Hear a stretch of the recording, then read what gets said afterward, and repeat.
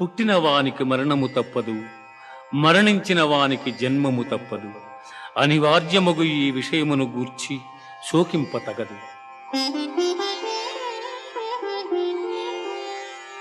హతో వా ప్రాప్స్యసి స్వర్గం జిత్వా వా భోక్ష్యసి మహీం.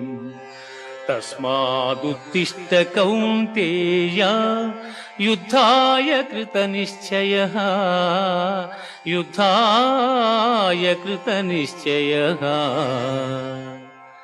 యుద్ధమున మరణించినచో వీరస్వర్గమును పొందెదవు, జయించినచో రాజ్యమును భోగింతువు.